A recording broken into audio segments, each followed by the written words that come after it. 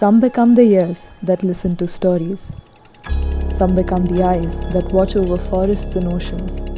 Some become the voices that speak for sacred lands. And some become the hands that build a home. Brick by brick, word by word, one hopeful step placed before another.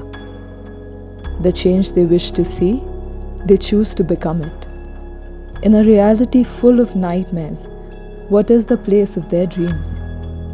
Why become the boat that pushes on into the storm when you can be the eyes that looked away?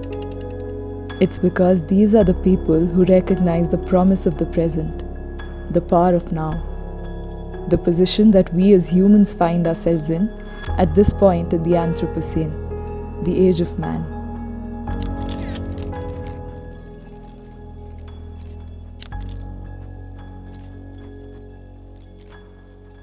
Overall, Rainmatter is focused on the climate change problem, but we do believe it's a problem of place. It's a problem of people owning their places, taking responsibility for it.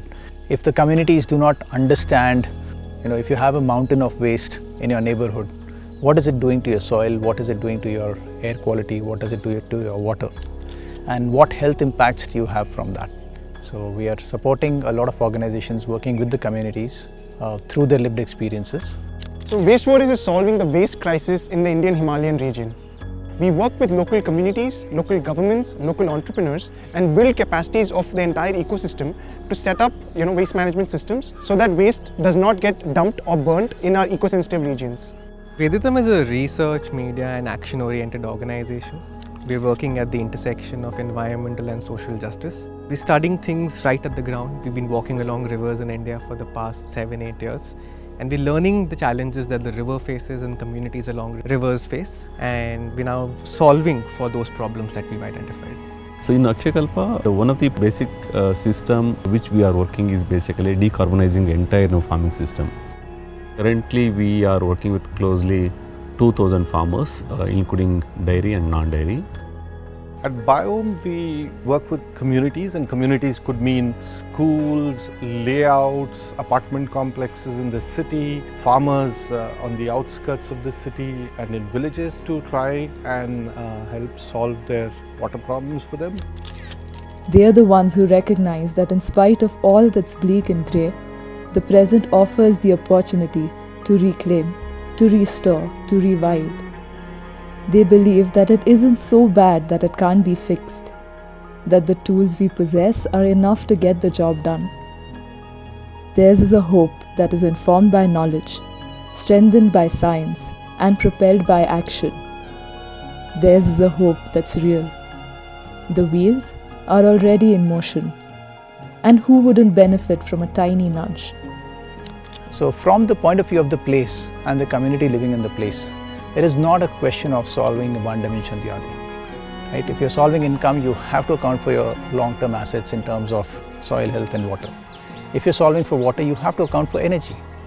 If you solve for energy and you screw up air quality in the process, you're not going to be in a very great place.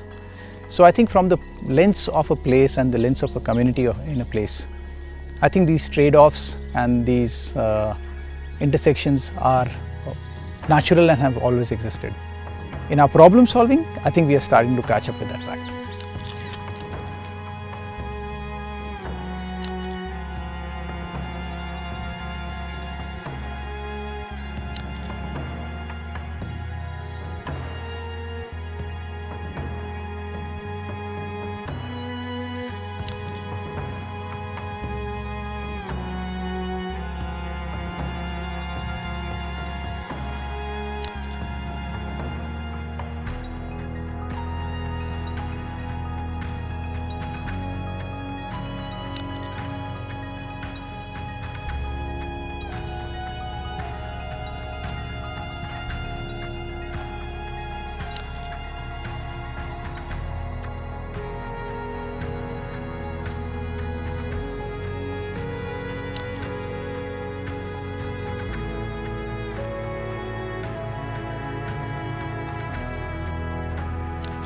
What makes these stories extraordinary is the fact that they're being written by ordinary people.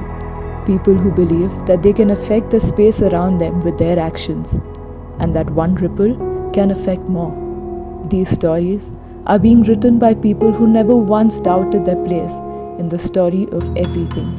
To take ownership of a place, you have to basically belong to the place. So unless you and I, we are able to take charge of our places, we are able to take ownership of our places and do better trade-offs along these things, we are not going to solve the planetary crisis.